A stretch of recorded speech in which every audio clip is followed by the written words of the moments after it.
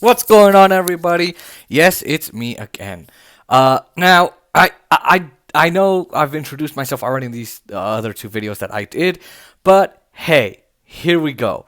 Now, Apple is set to release awesome new products this year, right? And we've talked about it, like iPhones and iPads. But now I'm going to talk about the MacBook. This is solely what this video is going to be about. And by the way, like, comment, share, subscribe if you like this video and all the other politics and technology and entertainment videos, especially sports. Anyway, and I would love to comment, interact with you in the comments, and it would mean a lot if you subscribed. Okay. Well, Apple is going to come out with some new products, and including the MacBook. And these new MacBooks could have some old ports come back, like an SD card, MagSafe.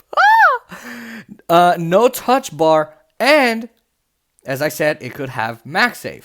Now, we are going to be talking about Min-Chi Kuo and Mark Gurman's reports. They are reporting. Mark Gurman is from Bloomberg News, and he has some really, really good reporting, some solid reporting, very good track record. So, and so does supply side person Min-Chi Kuo.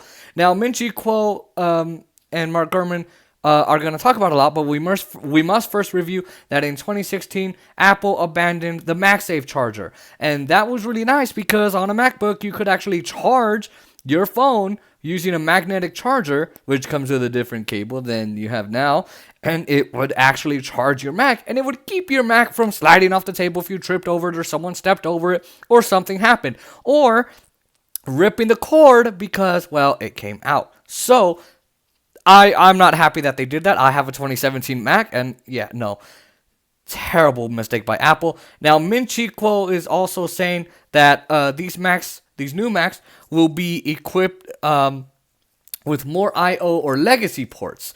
Like, because, for example, users will not have to use multiple ports in the next generation MacBook Pro if that happens. And that's awesome, because I'm going to tell you, we need those. They are very necessary. They they are saying that they could bring back MagSafe, which is awesome. Which MagSafe actually charges your Mac faster, and it should still allow charging on the USB-C ports, should they keep USB-C on the MacBooks, which I don't really see a reason that Apple would get rid of MagSafe, but then again, it's Apple. But then again, they are widely successful with this, and more companies are starting to get on the USB-C boat, so it would make no sense for them to get rid of it. But MagSafe does charge your phone really fast if you have an iPhone 12, and it does charge your MacBook really fast if you have one of those older MacBooks. Now, both Gurman and Kuo say that this Mac could have more of a squared off design. Now, that it's possible that it'll be similar to, or could be similar to, the iPhone 12 and the iPad Pro. Now, here's the thing: it's already squared off. The Macs are already squared off, really square, like me. So I'm not sure what more you could do. Now, maybe they mean that the bottom part will be less curvy and less rounded out, or maybe that the display lid itself is going to be a bit more square, which would be nice because you could put some better webcams on it. Because yes, the Mac webcam is amazing, but I would like a better webcam, to be honest with you, because sometimes it doesn't work, and it's kind of right up there. Now, Microsoft products like the $1,000 Surface Pro 7 are right up there with it. So that would be really nice. And the display would be easier to see for a lot of people. And the screen would not be as, it would just be a lot better. Now, it might be slightly thinner as well. Now, they might not bring back USB-A. Here's the thing. Some people like it and some people do not. Some people don't. It's symmetrical, but the other one problem with it is it's non-reversible. So I can take a flash drive, plug it in, but then I can't turn it around and then plug it in the other way. No, it has to be that side no matter what, and that's a problem. We cannot have that, right? So maybe, not bringing it back, but at the same time, I like USB-A because I don't see flash drives going to USB-C anytime soon, unless I am wrong about that. Someone can correct me. Now, they might actually still continue the USB-C. As I said in the beginning, I don't see a reason why they wouldn't, and hopefully they let us charge on that. But having those extra ports would be really, really nice. Now, they also might bring back the HDMI cable, speaking on legacy ports, which they actually have them on their iMacs, I think on the Mac Pro and on the Mac Minis. Now, I would love if they brought an HDMI because I like to show people things, and it would be nice to, be in school and be able to show my classmates things without having to pull out another device to show them or show them on the Mac. And especially if we're in a study session and it's a big group, or I want to show someone some videos and I can just plug it into the TV if I have a group in here, because that does happen. So having an HD slot would be really nice, and I wouldn't have to have an adapter. They might also bring back the SD card slot, which would be super cool. Because here's the thing. You got photo editors and video editors. They use the SD card all the time, to back up their videos, and so even filmmakers and YouTube vloggers and all of those, and any of us, we have to use a USB-C to SD card adapter. So any one of those adapters, because of course it doesn't have it. So we have to have giant dongles that are really big or thick or long or something, or even the smaller ones, but we always have to have an adapter on us. And if we're working on a film, we're working on a video, we're working on some photos, and we don't want it to take up space on our Mac, well, guess what? It's going to take up space no matter what. And there are no alternatives, no wireless alternatives on there. So having the SD card slot would be really nice, especially because it is very narrow. So having the having the SD card slot would make it easier, and there would be no need to have any adapters if they include the HDMI, the SD card, and maybe 2 USB-C ports and a MagSafe port. Now, here's the thing. A lot of pro users, that's what made the Apple computers so hot, so competitive, was that they had all of those ports and a solo port just for charging, and you didn't have to bring a whole bunch of adapters around. If Apple does this, they might be just listening to the people who are like, yo, we want these ports. And if they are, great, keep listening, Apple, keep going. I would love that. Please do that. Now, if Apple makes these Macs even thinner than they already are, maybe with Apple Silicon, they can actually redesign the thermal interior of the Mac, which would of the MacBooks, which would allow it to be even thinner. Because here's the thing, they've tried it with the Intel chips. The Intel chips did not do well in terms of the thermal energy. They kept overheating.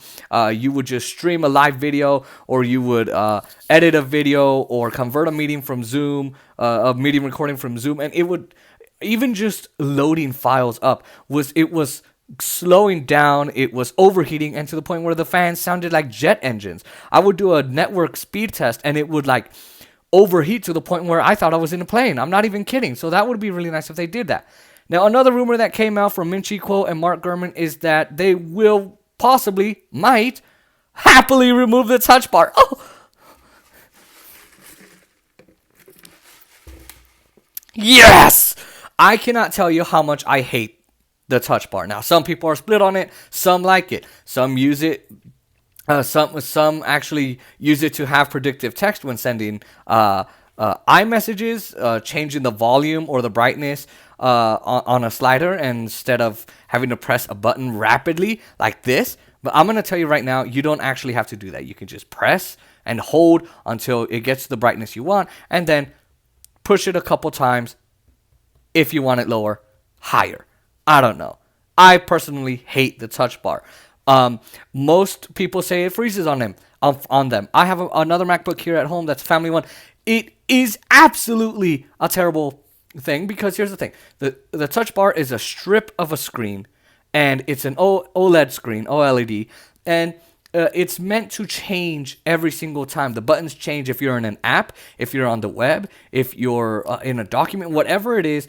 It changes for you, so you can do different things with it. But the problem is, it freezes all the time. It's not very responsive, and I think it could do without it. Now, there could be a 14 and 16 MacBook Pros with a 14, 16-inch MacBook Pros with or without the touch bar, but it might actually not happen. It might not be the case, because it actually adds a lot of cost to the product. They charge an extra like $200 just for the touch bar, which makes the Macs even more expensive.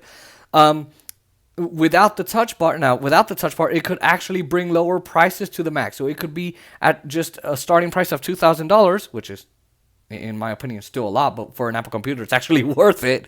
But not not being at the $2,400 mark, which it is now at. And so instead, it would make it lower. Now that OLED display, the OLED display, does add to the price, but we're still getting the mini LED display, which again, it's a bunch of hundreds of LED lights, which would actually be better for a HDR content. So you can not only view it, you can actually edit on it, and that would actually be helpful to a lot of us who use it. Now, that would be an actual display improvement if they do a mini LED display like they might do on the iPad Pro, which is rumored to happen with the MacBook Pro. Now, all of these things, no touch bar and possibly the mini LED, they'll make the MacBook Pros even more competitive in price, right along with the Microsoft Surface Pro, which offers a lot, but you have to buy the extra keyboard and you have to buy extra Care if you want it. And with Apple Care, it's just like $80 a month, $80 a year, and that's it, or for 2 years. And you don't have to buy an extra keyboard; it's already on there, but it'd make it more competitive. Now, they might actually do a 14-inch MacBook Pro, and if that's the case, they might make the bezels look even thinner, which would, okay, there you go. I would be excited for a 14-inch. It's right in the middle of being 14 and 16. It would be really nice, but I would go for a 16. Now, Minchi Kuo says that to expect these computers to be in the third quarter of this year, and Gurman actually says that, I'll just put it this way. He actually says that Apple is working on prototyping the MacBook Pro without the touch bar. So basically, he's basically saying they might or might not do it. I think they're going to do it. Do I think these changes are great for the Mac? Yes, I'm excited what that M2 chip is going to do in that MacBook Pro. It made the MacBook Air a lot more competitive and something I'd actually recommend now because I haven't in the past. Now I will. I'm excited to see if they'll make the Macs even thinner. I'm excited to see the thermal energy work because guess what? It's so much better on an M1 Mac. I've seen friends with it. We've edited together on them, and those things rarely heat up, barely at all. You can push those processors really far. And so now we're going to have mini LED displays, most likely, possibly no touch bar, more I/O. I'm excited for that. More legacy ports, no more adapters, possibly. And man, that would actually be incredible. So again, these are just rumors and leaks, but we already have a March event coming up. Is it going to be magical? What's going to be released? We will do a video on that as well. Anyway, that is it for right now in terms of technology. Like, comment, share, and subscribe. If you loved this video, share it with your friends. Talk about it. And yeah, that is it for all of the MacBook Pro news for now.